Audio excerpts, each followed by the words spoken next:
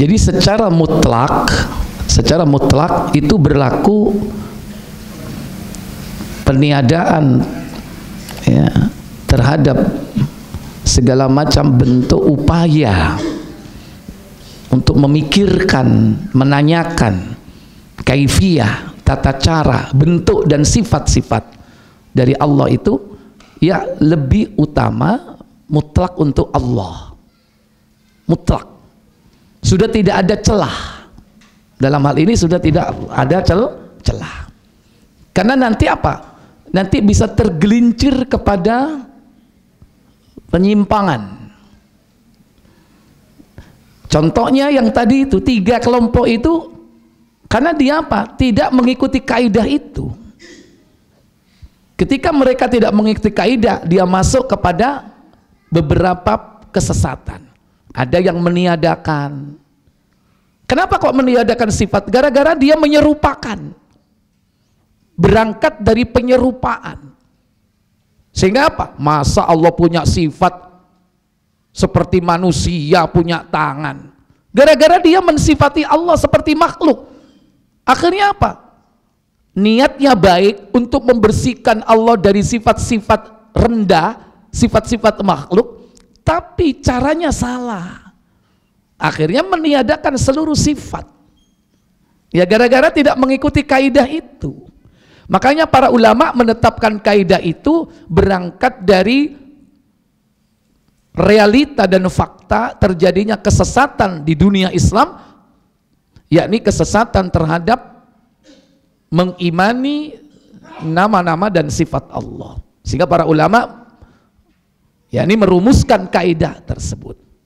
Adapun kepada selain Allah, nah ini masih ada celah untuk membayangkan, tapi tidak boleh melampaui batas. Contoh, malaikat bersayap. Ya.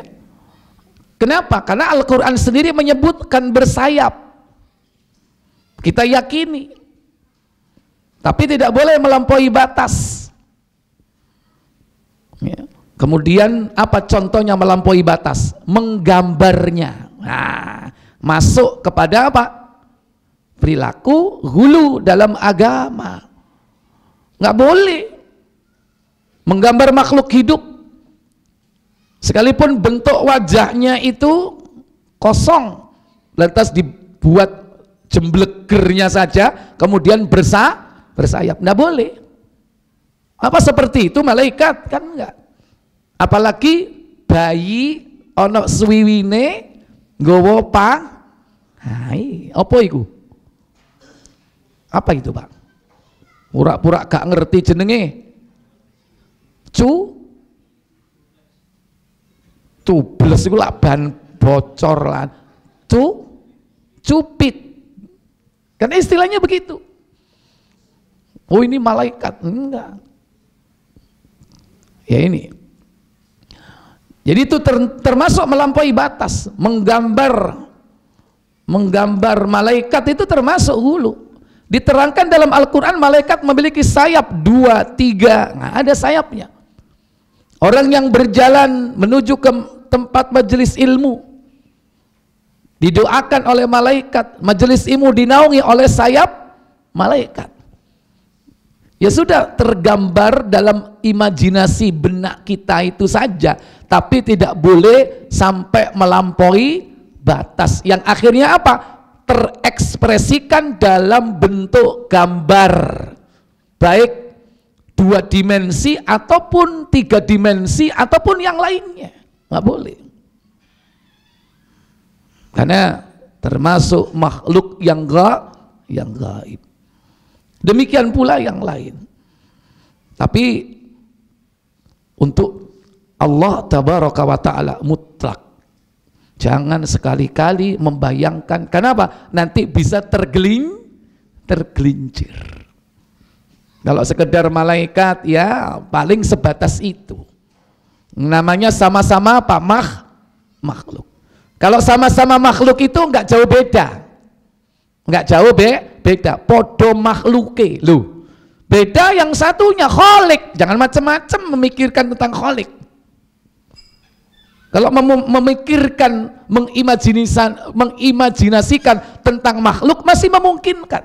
Karena memang apa? Kadang perlu kita mengimajinasikan dalam benak kita. Ketika kita membaca Al-Quran, ya kan? Kemudian diterangkan tentang Ashabul Kahfi, kita bisa bayangkan. Kenapa Al-Quran mengabarkan tentang surga? Surga itu gaib nggak? Gaib. Kenapa Allah sebutkan ada sungai-sungai di bawahnya? Karena menungso seneng kali. Seneng kali nggak sampean? Seneng. Nek ke adus loh. Ya kan itu. Makanya itu gaib, tapi masih ada peluang untuk membayangkan. Apalagi itu merangsang kita untuk mendapatkan dan memperolehnya dan berlomba-lomba untuk mendapatkannya. Perlu itu. Kenapa Allah menggambarkan tentang neraka yang gaib itu dengan siksa yang pedih? Supaya kita takut memasukinya. Perlu. Kenapa? Karena sama-sama makhluk, masih ada peluang agar kita berusaha meraihnya dan agar kita berusaha menghindarinya. Tapi kalau sudah wilayah Khalik Allah, jangan sekali-kali. Sehingga ada sebuah statement apa? Tafakkaru fi khalqillah wala tafakkaru fillah. Berfikirlah atau pikirkanlah tentang makhluk ciptaan Allah, tapi jangan kau memikirkan tentang Allah. Kalau kita berusaha untuk memikirkan tafakkaru fillah, baik fi zatillah au fi'lillah, baik zat Allah atau af'al Allah, kita nggak nyampe. Bisa-bisa apa? Bisa-bisa engkau akhirnya apa? Gila. Itu karena dimasuki syaitan. Jeleng, wes edan. Kemudian ketika dia gila, orang mengatakan iku lho deloken kabotan ilmu. Ya gara-gara itu. Karena itu bukan wilayah kita untuk memikirkan Allah, menanyakan tentang hakikat Allah Jalla wa'ala, baik zatnya maupun perbuatannya.